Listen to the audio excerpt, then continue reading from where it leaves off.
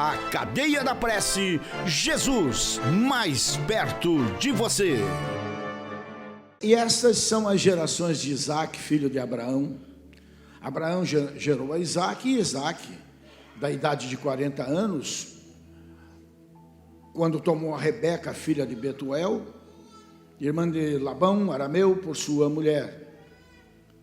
E Isaque orou incessantemente ao Senhor por sua mulher, porquanto ela era estéril.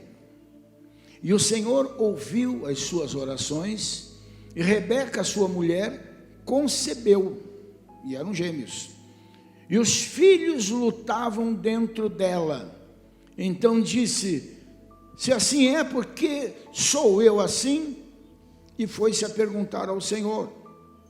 E o Senhor lhe disse: o que está acontecendo com você é o seguinte, Rebeca: 2 nações estão dentro do teu ventre, e 2 povos se dividirão das tuas entranhas. Um povo será mais forte do que o outro povo, e o maior servirá ao menor. Amém? As pessoas colocam muitas vezes Jacó de uma forma diferente, né? Mas pelo que nós vemos aqui, tudo já estava pré-determinado por Deus. Teria que ser assim.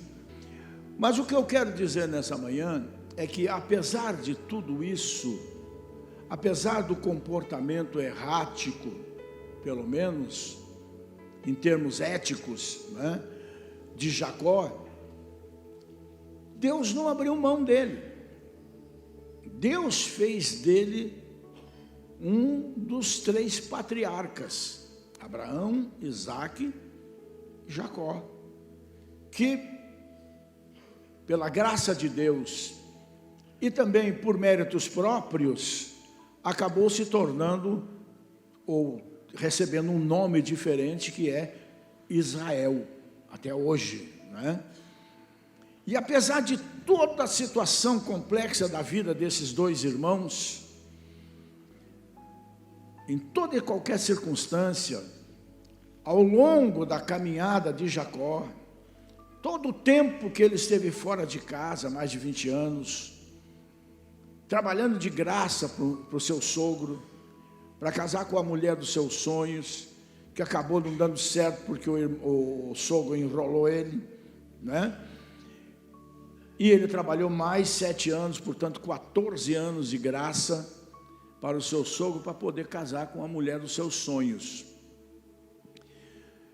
E nessa caminhada toda, havia um ressentimento, um ódio muito grande entre os irmãos, um mais medo do que outra coisa, e o outro mais ódio do que qualquer coisa, sempre pensando em matar o seu irmão quando o encontrasse. Só para dar uma pinceladinha assim. Mas, apesar de todas essas situações, o fato de, por tantos anos, apesar de ter tido experiência com Deus quando saiu de casa, no deserto, quando ele saiu com uma mão na frente e outra atrás, voltando depois rico demais da conta, não é? Uma família enorme. Apesar de tudo isso, do comportamento errático de Jacó, Deus jamais deixou de amar Jacó.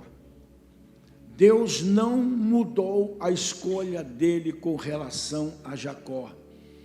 E o que eu quero dizer com isso? Eu quero dizer que Deus também não abre mão de você. Você tem que acreditar nessas coisas, você tem que acreditar em Deus, não é do meu jeito, só tem um jeito de acreditar em Deus, é segundo as Escrituras, aquela que é a minha teologia aqui, né? Está escrito tá, não tá, não tá, não inventa, não tira e nem põe, é como está. Ah, mas eu não entendo. Não entende? Desculpe a franqueza do que eu vou dizer, eu vejo isso pela minha própria vida, não entendo porque não quero entender, porque se eu for procurar entender, a Bíblia por si só, ela se autorrevela. E graças a Deus que no passado houveram homens que tiveram esse cuidado de colocar ali todas as referências. Você vai seguindo as referências bíblicas, você tem estudos profundos de tudo que está escrito aqui. Só que tem que ter vontade de fazer, não é?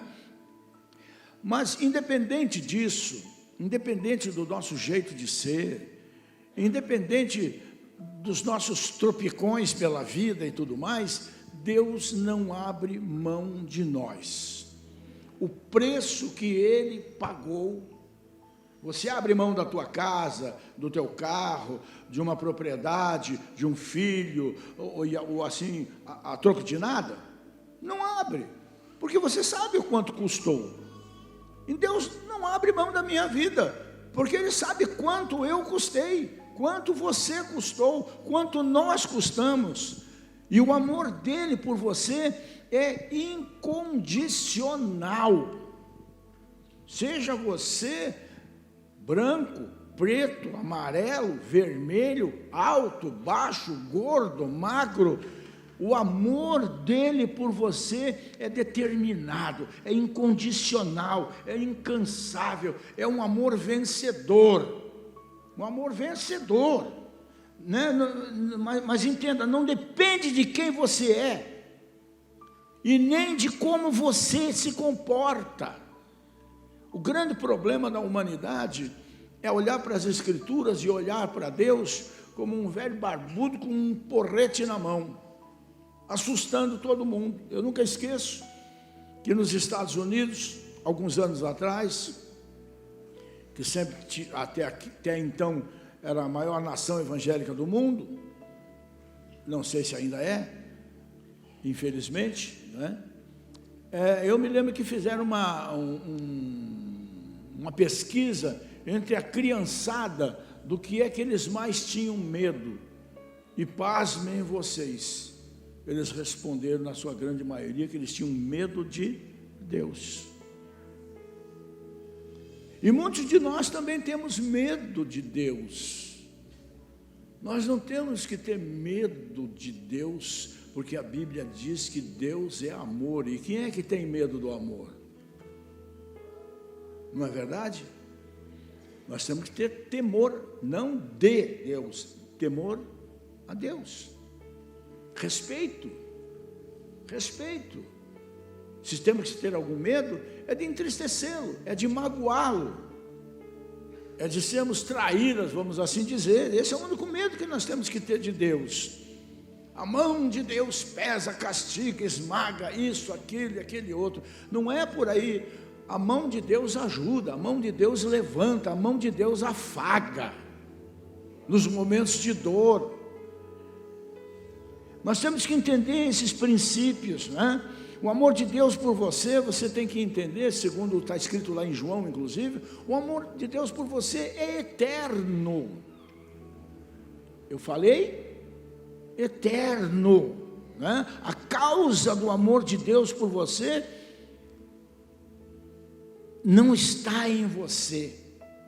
A causa do amor por você está nele mesmo. Nele mesmo. Isso é muito grande. Quem puder entender, que entenda. E a vida de Jacó nos mostra, nos ilustra, não é? Essa verdade de uma forma realmente maravilhosa, de uma forma gloriosa. Deus ama Jacó apesar de Jacó. Deus ama o Rogério apesar do Rogério. Deus ama você apesar de você. O amor dele não tem dimensão, não tem largura, não tem profundidade, não tem como mensurar o amor de Deus. E se Deus muitas vezes nos permite passar por momentos difíceis, ou até, às vezes nos dá umas correções, vamos assim dizer, é só por um motivo. Tudo isso é movido por amor, porque você está caminhando para o lado errado. É como um pai, uma mãe como essa menina vai fazer com o pequeno Henrique. Só tem um jeito de corrigir uma criança, de colocar nos caminhos certos, é corrigindo, e muitas vezes com dureza. Os senhores deputados inventaram leis lá proibindo isso, mas o Senhor nosso Deus diz que quem não usa a vara, ou seja, da correção, isso está fazendo mal ao seu filho ou à sua filha. Por isso nós estamos vendo o que nós estamos vendo no mundo hoje.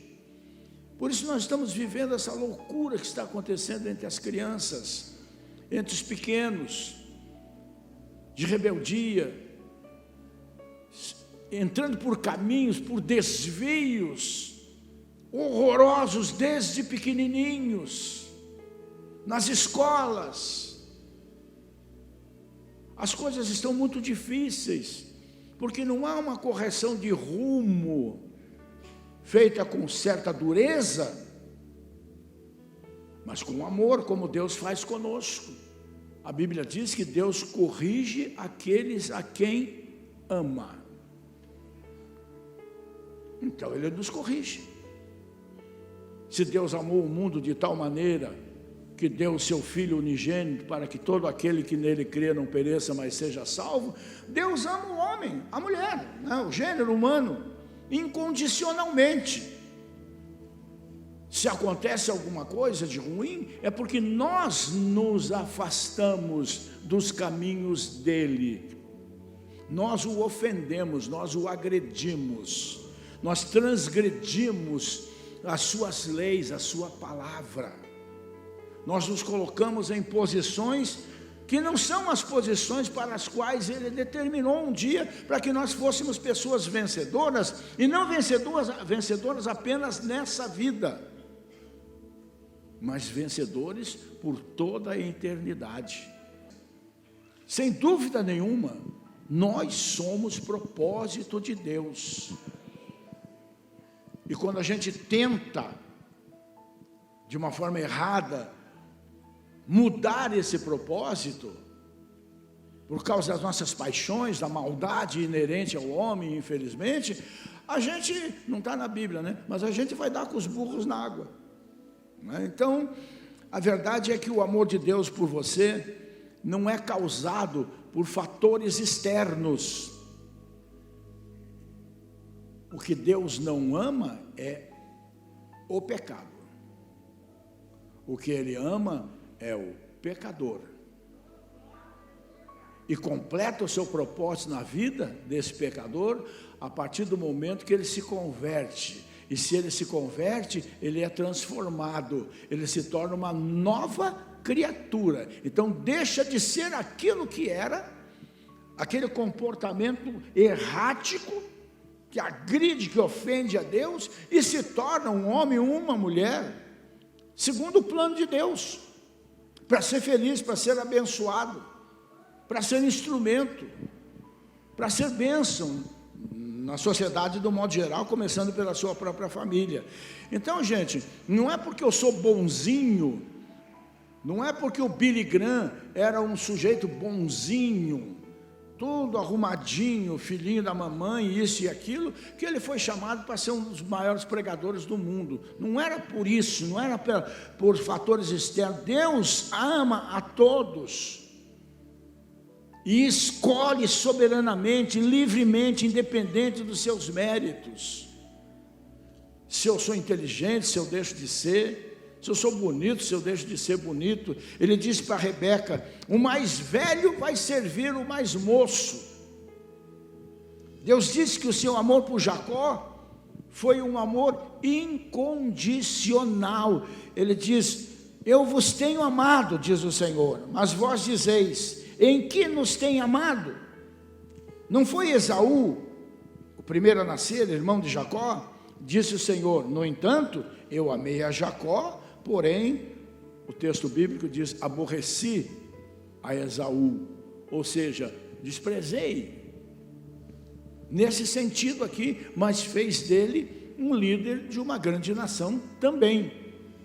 Então, gente, Deus nos escolheu em Cristo não por causa das nossas obras, dos nossos méritos, dos nossos esforços, mas para as boas obras, para fazermos coisas dignas, para deixarmos não apenas a herança de uma fortuna, quem sabe ganha, lícita ou não lícita, mas para deixar mais do que uma herança, para deixar um legado. Legado é aquilo que nós deixamos de memória para nossos filhos, para nossa família, para a sociedade. Como vamos ser lembrados? Um homem de bem, uma mulher de bem, ou alguém todo atrapalhado, vamos assim dizer, não é? Então, gente, Deus não nos escolheu por causa da nossa fé, mas nos escolheu para a fé. Deus não nos escolheu por causa da nossa santidade. Muita gente se coloca como uma santidade, dureza de coração, falta de misericórdia, chicote na mão, dedo apontado, como se isso fosse santidade. Não, Ele não nos escolheu por causa da nossa santidade, Ele nos escolheu para sermos santos. É diferente, é muito diferente. Deus nos escolheu quando nós éramos pecadores, gente, quando estávamos mortos, como diz Paulo, escrevendo aos Romanos, em nossos delitos e pecados. Ele colocou o seu coração em nós antes mesmo da fundação do mundo, antes dos tempos eternos. A prova é que está escrito que Jesus é o cordeiro que havia de ser morto, que havia de ser morto não, morto, desde a fundação do mundo. Já sabendo Deus que a maldade no coração do homem sempre haveria de encontrar morada, mas Ele preparou para o homem a sua salvação. Já no passado, mais do que remoto, vendo seu filho morto como cordeiro, imolado pelo pecado de todos. No segundo ponto, a Bíblia diz que Deus amou a Jacó, apesar dos seus pecados, como Deus amou a Davi, apesar dos seus pecados. Apesar das suas culpas, Deus amou a Davi intensamente, o tendo como um homem segundo o coração de Deus. Aí tem um segredo. Davi pecava, mas nunca, esse é o segredo, nunca pecava contra Deus. Ele pecava contra ele mesmo, e por isso ele pagou o preço. Se você for olhar a biografia de Davi, você não gostaria de ser Davi. Você não gostaria de ser Davi. A vida dele foi muito atribulada, a família dele então não dá nem para falar. Foi uma loucura. Por quê? Porque perdoado para a salvação ele era, mas o pecado sempre vai nos achar, tem um preço. Um dia vamos nos encontrar com o mal que fizemos e pagar aqui mesmo essa conta. Agora, para a salvação, Jesus já quitou essa conta, graças a Deus, né? Então Jacó recebeu um nome que foi o espelho da sua personalidade. Segundo os estudiosos, Jacó realmente quer dizer enganador, suplantador, é a melhor versão, né? Ele nasceu segurando no calcanhar do seu irmão. Não é uma coisa natural, não é uma coisa normal, mas era uma coisa já espiritual. O irmão nasceu e ele veio grudado no pé do irmão, agarrando o pé do irmão. É o que a Bíblia diz e eu tenho que acreditar. Ele aproveitou depois um momento de fraqueza do seu irmão para arrancar dele o direito da primogenitura, a troco de banana, como se diz, que não era banana, né? Era lentilha, era um caldo, uma sopa que Jacó preparou quando Esaú veio cansado, porque era um caçador por excelência, né? Ele aproveitou um momento de cegueira do seu pai mais tarde para mentir para ele e se passar como se fosse Esaú, quando seu pai Isaque estava morrendo e já não enxergava quase nada. Ele mentiu em nome de Deus e conseguiu a bênção que o seu irmão, que o seu pai intentava dar ao seu irmão. Ele mentiu. A mãe contribuiu para isso, né?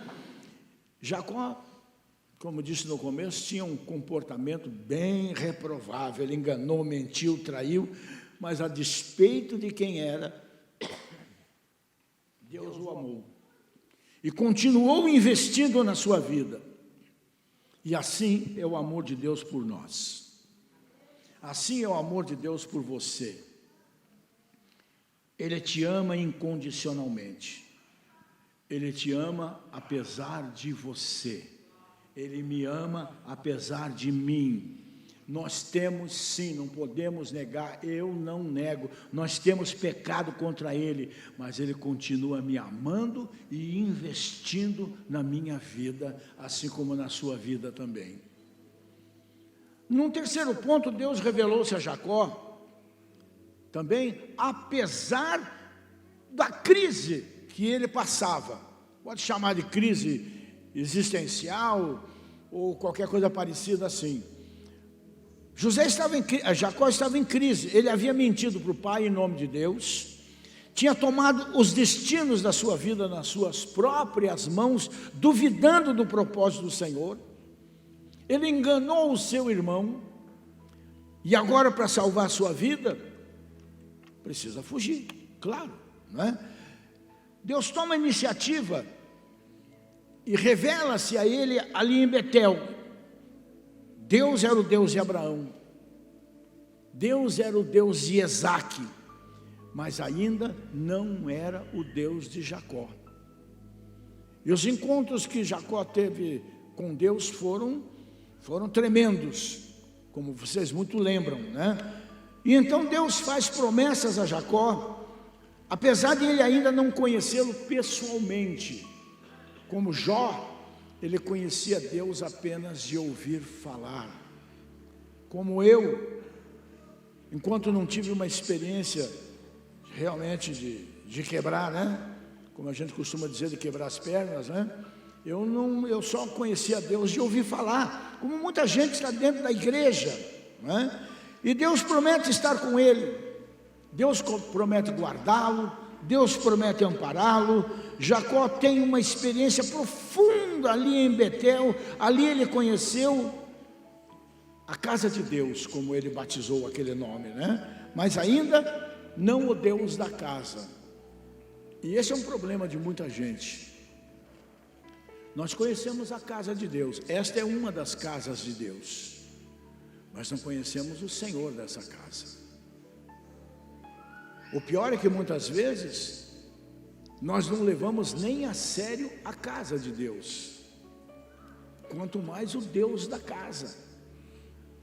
Talvez você já tenha tido grandes experiências do poder de Deus acontecendo na vida de pessoas sendo curadas, pessoas sendo libertas de demônios, pessoas sendo batizadas no Espírito Santo, pessoas se convertendo totalmente daquela vida fora do padrão que tinha e se tornando um exemplo de pessoa, um exemplo de pai, de mãe, de filho e assim por diante. Talvez tenha tido experiências tremendas na casa de Deus, assistindo essas coisas. Talvez tenha ouvido falar sobre as promessas de Deus, que não são poucas.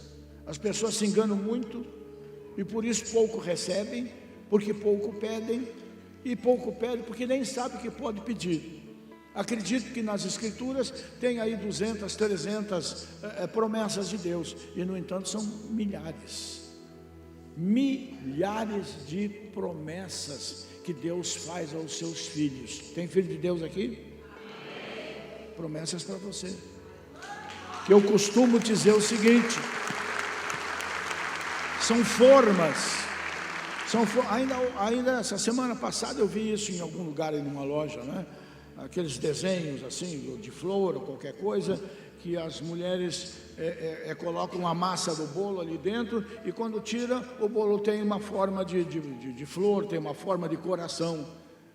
As promessas de Deus são essas formas para as nossas orações. E se você nem precisa cobrar, você só precisa citar: Senhor, conforme está escrito, eu reivindico isso para a minha vida, eu reivindico isso para a minha família. Quer ver uma promessa que eu acho maravilhosa? Paulo, Silas na prisão, Deus faz aquele rebuliço na cadeia, o carcereiro apavorado quer se matar, Paulo não deixa, e ele diz assim: mas o que é que eu vou fazer para salvar a minha vida? E então Paulo simplesmente cita uma promessa de Deus para a tua família: crê no Senhor Jesus Cristo e serás salvo, tu e a tua família. São promessas que nós podemos reivindicar. Senhor, está aqui, está escrito: eu apagarei todas as tuas transgressões, eu as lançarei no fundo do mar, eu as tornarei mais distante de você do que o ocidente está do oriente. E então nós vamos crescendo, nós vamos qualificando a nossa oração, e a partir desse momento nós vamos tendo encontros sucessivos com Deus e nos tornando pessoas muito melhores. E aí vai acontecer conosco o que aconteceu com Jacó. Deus abençoou Jacó, apesar de Jacó ainda não ser salvo, como foi com Pedro. Pedro, todo cheio de razão, espada na mão, cortando a orelha do soldado, fazendo promessas que não podia cumprir ainda porque não era convertido. Todo mundo pode te deixar, mas comigo é diferente. Onde o Senhor deixar o seu rastro, eu deixo o meu sangue. Não vou te abandonar, vou estar contigo até a morte. Pedro, ainda hoje, antes que 3 vezes o galo cante, você vai me trair também 3 vezes. Não, que é isso, Senhor? Pedro, quando tu, olha que palavra lascada essa, hein? Quando tu te converteres, confirma os teus irmãos. Rapaz, ouvi isso do próprio Jesus, estando 3 anos e meio com ele, em todas aquelas caminhadas, ia descobrir que em todo esse tempo, Jesus amou Pedro, mesmo sabendo que ele não era convertido ainda. Deus te ama mesmo você não sendo convertido. Agora imagine o que pode acontecer você realmente sendo um homem ou uma mulher com um encontro transformador desse com Deus. Deus abençoou Jacó, dando-lhe companhia, dando-lhe proteção, dando-lhe prosperidade. Não é tudo que nós precisamos, não é tudo que nós queremos, mas isso tudo passa por uma transformação radical de vida. Deus fez de Jacó um homem próspero, um homem que saiu com uma mão na frente e outra atrás, fugido de casa, com vergonha do pai, porque mentiu para o seu pai. Um homem que saiu de casa corrido, porque o irmão queria matá-lo. Gente, o sujeito que saiu para o deserto, com um pouco de pão e um odre de água, que logo acabou no meio do caminho, indo em direção a um destino incerto, mas que tinha uma promessa sobre a sua vida. Deus estava cercando a vida de Jacó com bênçãos especiais agora, mas Jacó ainda não estava salvo. Da mesma forma, Deus nos tem abençoado.